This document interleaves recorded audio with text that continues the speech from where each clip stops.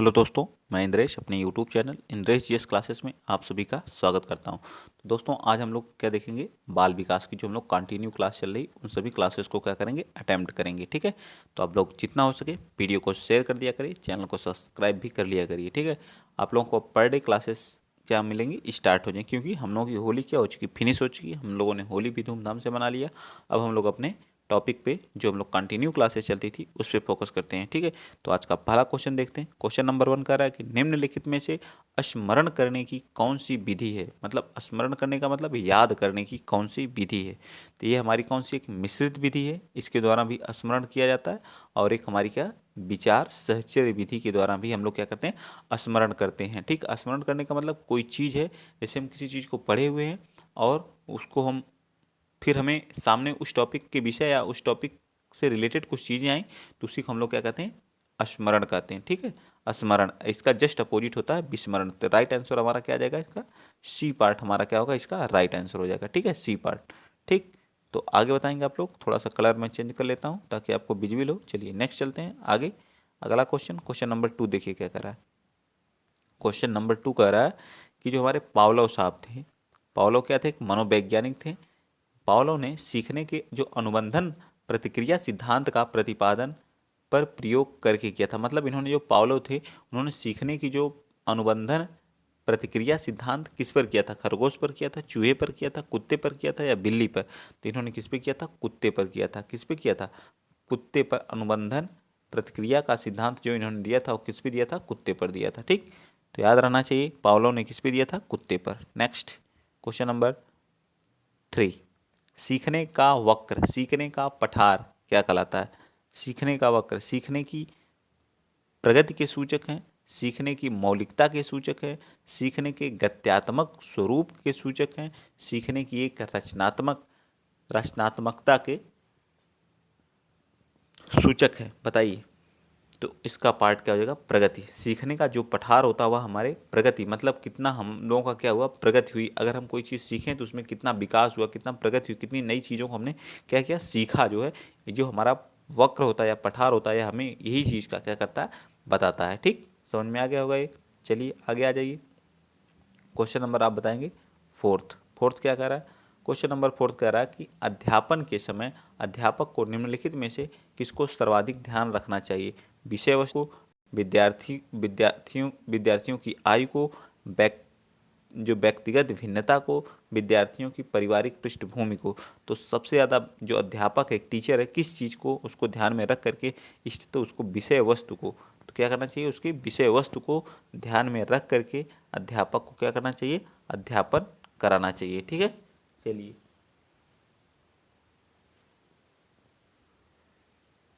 Next बताएंगे आप लोग क्वेश्चन नंबर 5। क्वेश्चन नंबर 5 देखिए क्या कह रहा है। क्वेश्चन नंबर 5 कह रहा है, जो कर्ट लेविन थे, कर्ट लेविन एक वैज्ञानिक थे, के अनुसार समूह में एक ग्रुप है, कोई ग्रुप है, समूह जिसको बोलते हैं। ठीक है, समूह में जो परिवर्तन होता है, इसमें अगर कोई समूह है, अगर इसमें हम चेंज कर दें, ठीक है, चेंज, ठीक, क्या कर दें, चेंज कर दें। अगर इस समूह को हम लोग क्या करें, परिवर्तन होते हैं, जो इस समूह में जो भी परिवर्तन होता है, इसको बढ़ाया जाए, कम किया जाए, जैसे कोई शिक्षा दी जाए, तो उन्हें क्या कहते हैं, परस्परता कहते हैं, या फिर गतिशीलता कहते हैं, संगति कहते हैं, या फिर रचनात्मकता कहते हैं। बताइए क्या कहते हैं। तो इसे क्या कहते हैं, गतिशीलता। कोई भी चेंज होगा तो उसे क्या कहते हैं, गतिशीलता बोलते हैं। ठीक है, अगर किसी समूह में कोई चेंज लाएंगे तो उसे क्या बोलेंगे, गतिशीलता। नेक्स्ट बताएंगे क्वेश्चन नंबर 6 भी आप यहाँ पे बताइए। मानसिक स्वास्थ्य और बचने में घनिष्ठ संबंध होता है, ये तो बिल्कुल ही गलत है, सी। ठीक, अभिवृत्ति में या स्वीकारता में या समायोजन में। तो इसका राइट आंसर जो मानसिक स्वास्थ्य और किसमें जो है घनिष्ठ संबंध होता है,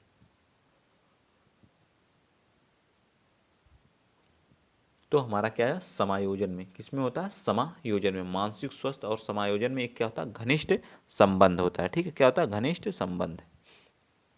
क्वेश्चन नंबर 7 बता दीजिए। क्वेश्चन नंबर 7 देखिए क्या करा है कि निम्न में कौन अधिगमकर्ता को अधिक स्वतंत्रता देता है। मतलब अधिगमकर्ता जो होता है, जो सीखने वाला व्यक्ति होता है, उसको सबसे ज़्यादा स्वतंत्रता कौन देता है, रचनावाद देता है, क्रियाशीलतावाद देता है, सृजनशीलतावाद देता है या व्यवहारवाद देता है?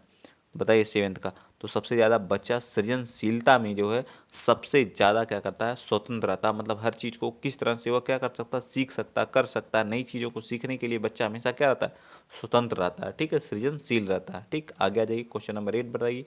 बुद्धि का तरल मोजेक मॉडल किसने दिया था? जो बुद्धि का हमारा था क्या था, तरल मोजेक मॉडल किसने दिया था? कैटल ने, थर्सटन ने, या स्पियर्समैन ने, या गिलफोर्ड ने? बुद्धि का जो है, इसका जो मैंने पूरा टॉपिक कराया तो आप लोग वहाँ जा करके कर लीजिए, प्लेलिस्ट में पड़ी हुई है पूरी। ठीक है, बुद्धि, बुद्धि के प्रकार, बुद्धि के सिद्धांत, सभी चीज़ें कराई गई हैं। ठीक है, तो क्वेश्चन नंबर 8 का क्या जाएगा, कैटल ने दिया था। ये भी मैंने कराया। ठीक है, कि मोजेक जो तरल मोजेक मॉडल है वो किसने दिया था? कैटल ने दिया था। ठीक है, ये बहुत इंपॉर्टेंट टॉपिक है, इससे एक क्वेश्चन 100% आना है। ठीक है, अगला क्वेश्चन, क्वेश्चन नंबर आप बताएंगे 9th। 9th बताइए क्या करा कि निम्न में से कौन सा लक्षण किसी मापक उपकरण के लिए सर्वाधिक क्या है, वांछनीय? विश्वसनीयता है, वस्तुनिष्ठता है, वैधता है या मानक है? बताइए 9th का। तो क्या हमारी ये विश्वसनीयता है। ठीक है, निम्न में से कौन सा लक्षण किसी मापक उपकरण के लिए सर्वाधिक क्या है, वांछनीय है? तो हमारी क्या हो, विश्वसनीयता है। ठीक है, याद रखिएगा क्या है, विश्वसनीयता है। नेक्स्ट बताइए, थर्सटन और लिकर्ट निम्न में से किसके मापन से संबंधित हैं? बुद्धि के मापन से, या फिर अभिवृत्ति के हैं, व्यक्तित्व से हैं, या मूल्य से?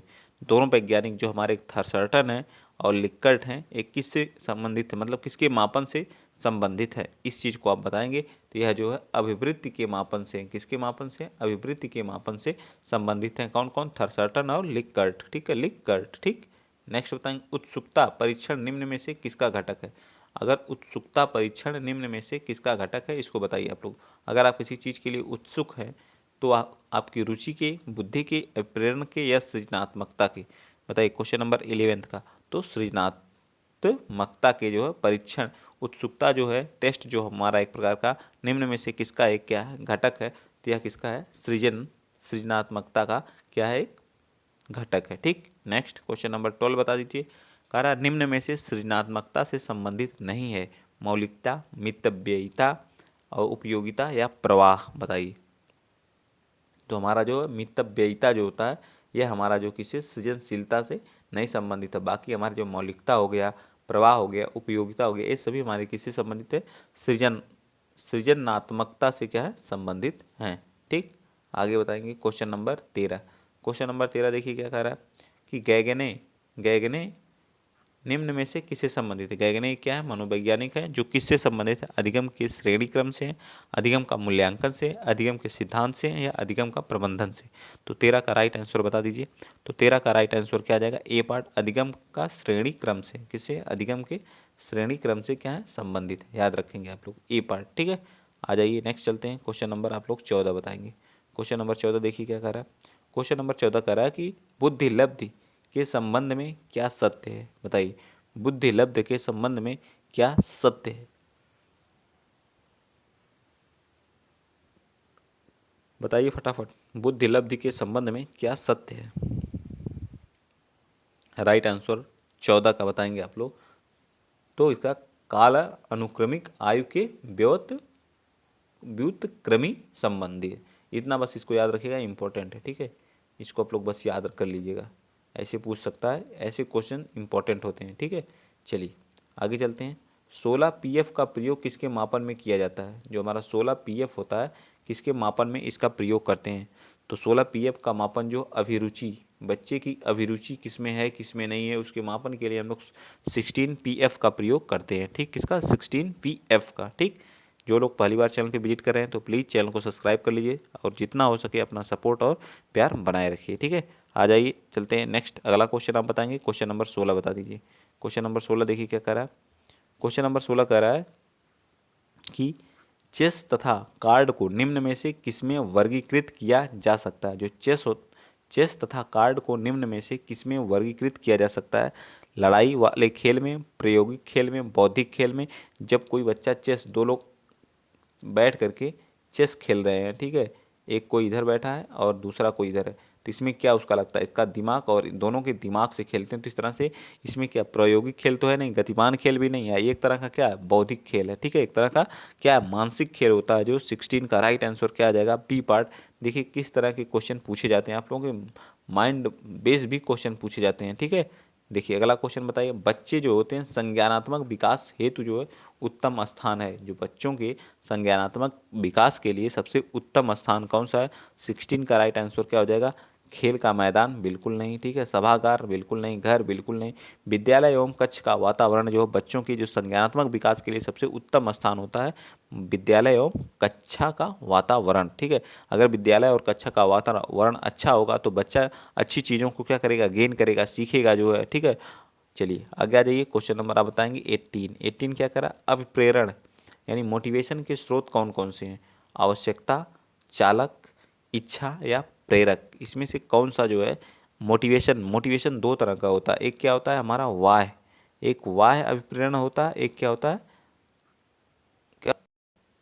अंत अंत एक बाह्य होता है, एक अंत या अंदर, जिसको एक क्या बोलते हैं, एक आउटर होता है, एक इनर होता है। ठीक है, वाह्य जो होता है आप किसी से क्या होते हैं, किसी की बातों को, किसी के वचन, किसी को वाणी को सुन करके जब आप मोटिवेट होते हैं तो उसे कहते हैं हम लोग वाह्य वातावरण। ठीक है, वाह्य वातावरण बोलते हैं। और एक अंत वातावरण जो इंटरनल होता है, इनर वातावरण से आप खुद से क्या होते हैं, मोटिवेट होते हैं, उसको बोलते हैं इंटरनल अभिप्रेरण बोलते हैं। ठीक है, इसका राइट आंसर आप बताएंगे 18 का। इसके लिए आवश्यक क्या होता है? तो अभिप्रेरण में कौन सा स्रोत, कौन कौन से हैं अभिप्रेरण के स्रोत? तो आवश्यकता सबसे मोस्ट इंपॉर्टेंट है, तो ए पार्ट इसका क्या आ जाएगा? राइट आ जाएगा। ठीक, चलिए 19 का बताइए, व्यवहार में होने वाली अस्थायी परिवर्तन जो अभ्यास के कारण होते हैं को कहते हैं। जो हमारा व्यवहार है उसमें एक अस्थायी परिवर्तन होता है जो अभ्यास के कारण होता है, उसे क्या कहते हैं? सीखना कहते हैं, सोचना कहते हैं, क्रिया करना कहते हैं या कल्पना कहते हैं? तो इसका राइट आंसर क्या आ जाएगा? ए पार्ट हमारा क्या कहलाता है? सीखना कहलाता है। ठीक है, क्या कहलाता है? सीखना। ठीक, आइए चलते हैं नेक्स्ट, अगला क्वेश्चन आप बताएंगे, क्वेश्चन नंबर 20 क्या कह रहा है कि निम्नलिखित में से कौन सा कारक स्मृति से संबंधित नहीं है? मतलब स्मृति मतलब याद करने से नहीं है। ठीक है, पहचानना, धारण करना, पुनः स्मरण करना या अनुभूति, इसमें से कौन सा? तो आप स्मरण किसी को कब करेंगे बताइए? अगर आप उस व्यक्ति को देखे रहेंगे तो अवश्य पहचान जाएंगे। तो एक तरह की क्या हुई, हमारी स्मृति का कारक है कि नहीं?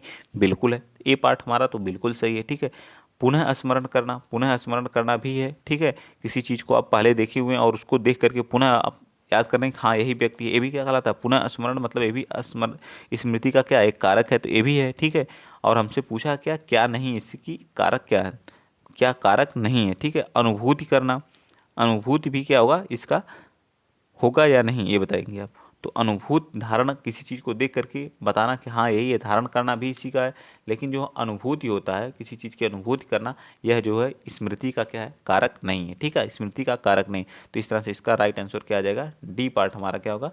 राइट हो जाएगा। ठीक है, डी पार्ट हमारा क्या होगा? राइट। नेक्स्ट बताएंगे क्वेश्चन नंबर 21, मैस्लो के अभिप्रेरण सिद्धांत को कहा जाता है। जो मैस्लो का जो अभिप्रेरण मोटिवेशन का जो है सिद्धांत था, उसे क्या कहा जाता है? आवश्यकता का सिद्धांत, शारीरिक सिद्धांत। तो शारीरिक सिद्धांत तो कभी ये नहीं होगा। ठीक है, बिल्कुल क्या होता है? मोटिवेशन आपके शारीरिक सिद्धांत से संबंधित है, बिल्कुल गलत है। ठीक है, अंतर्नोद से संबंधित है, ये भी गलत है। ठीक है, यह एक तरह का क्या होता है? आवश्यकता का सिद्धांत। जब आपको अभिप्रेरण की मोटिवेशन जब आप डिमोटिवेट होते हैं तो आप किसी से मोटिवेट होने की कोशिश करते हैं, मतलब हमें मोटिवेशन की क्या होती है? आवश्यकता होती है, आवश्यकता का सिद्धांत कहलाता है। ए पार्ट हमारा क्या आ जाएगा? राइट आ जाएगा। ठीक है, चलिए 22 बता दीजिए। 22 क्या कह रहा है? 22 कह रहा है कि प्रधानाध्यापक या वरिष्ठ शिक्षक के लिए निम्नलिखित में से कौन सी नेतृत्व शैली बेहतर है? इसको बताएंगे आप लोग। 22 सत्ताधारी तो नेता तो है नहीं, आप एक अध्यापक के लिए तो कभी नहीं होगी। डी अहस्तक्षेपी नेतृत्व तो बिल्कुल गलत बात है। तो किस तरह का होना? प्रजातांत्रिक होना चाहिए। ठीक है, किस तरह का होना चाहिए? प्रजातांत्रिक होना चाहिए। ठीक है, तो हमारा बी पार्ट क्या आ जाएगा? राइट आंसर आ जाएगा। ठीक है, 23 आप बताएंगे। 23 चलिए 23 बताइए, मानसिक स्वास्थ्य के नियमों को खोजना और उन्हें बनाए रखना अध्ययन का केंद्र बिंदु है। इसमें राइट आंसर क्या आ जाएगा? सैफर, हैडफील्ड, ड्रेवर या लैडले? इसको कौन दिया था बताइए? बताइए 23 का, तो इसको ड्राइवर ने दिया था, बस इतना याद रख लीजिएगा। इसका नोट्स बना लिया करिए, जो आप लोग अगर करते हैं तो एक 60 नोट्स कर लिया करिए, इसको कौन कहा कौन नहीं कहा, क्योंकि यह आपके सीटेड जैसा नहीं है, बिल्कुल अलग है। कम से कम 2 से 3 क्वेश्चन जो है, 3 से 4 या 5 क्वेश्चन जो सिर्फ वैज्ञानिक के कथन पर रहेंगे, कौन क्या कहा, किसने कहा, कौन किसको खोजा जो है। तो आप लोग उस सभी को जो है लिख लिया करिए जो भी आपके सामने। तो आप एक बार देखेंगे कि आपके पास बहुत सारे वैज्ञानिकों के कथन और जो उन्होंने खोज की, जो उन्होंने दिया, सिद्धांत दिया, सभी आपके पास नोट रहेंगे, एक 60 नोट्स की तरह। आप लास्ट में जिस दिन पेपर देने जाएंगे रिवीजन करके चले जाएंगे, आपके वहाँ से क्वेश्चन आराम से हो जाएंगे। ठीक है, चलिए आगे बताइए। अगला क्वेश्चन नंबर आप 24 बताएंगे। विकास के किस काल को अत्यधिक दबाव और तनाव का काल कहा जाता है? विकास की जो हमारी विकास की अवस्थाएं होती हैं, बाल्यावस्था, किशोरावस्था, मध्यावस्था, वृद्धावस्था, प्रौढ़ावस्था, वृद्धावस्था, ठीक है, जो अवस्थाएं होती हैं इसमें एक अवस्था हमारी होती है जिसमें अधिक दबाव और तनाव की अवस्था होती है, उस अवस्था को क्या कहा जाता है आप बताएंगे। क्वेश्चन नंबर 24 के विकास एवं वृद्धि मैंने कई बार पढ़ाया है, एक बार पुनः पढ़ाऊंगा, ठीक है, तो आप लोग उससे वीडियो पढ़ा हुआ है, आप लोग जा करके देख भी सकते हैं। ठीक, तो 24 का बताइए। तो 24 का राइट आंसर ए आ जाएगा, किशोरावस्था। ठीक है, किशोरावस्था हमारी क्या कहलाती है? तनाव और दबाव वाला काल कहता है। ठीक है, चलिए आगे आ जाइए। क्वेश्चन नंबर 25 बताएंगे आप लोग। क्वेश्चन नंबर 25 बताइए क्या कह रहा है। क्वेश्चन नंबर 25 थोड़ा सा ब्लर है, एडजस्ट कर लीजिएगा, वैसे दिख विजुअल है। अभिवृत्ति संप्रात्य क्या है बताइए? संज्ञान परक है, संवेग परक है, या क्रिया परक है? क्या है, किस तरह का? जो अभिवृत्ति संप्रात्य बताइए क्या है 25 का। तो इसका राइट आंसर हमारा क्या आ जाएगा? D A. सभी क्रिया परक भी होता है, संज्ञान मतलब किसी चीज़ का संज्ञान लेना, और संवेगात्मक आपके इमोशन से भी जुड़ा हुआ है। ठीक है, तो राइट आंसर हमारा क्या आ जाएगा? डी पार्ट हो जाएगा। ठीक, नेक्स्ट बताएंगे। मनोवैज्ञानिक के अनुसार बुद्धि क्या है? सीखने की क्षमता है, अमूर्त चिंतन की योग्यता है, या तो 1 या तो 2, फर्स्ट और सेकंड दोनों, बता दीजिए।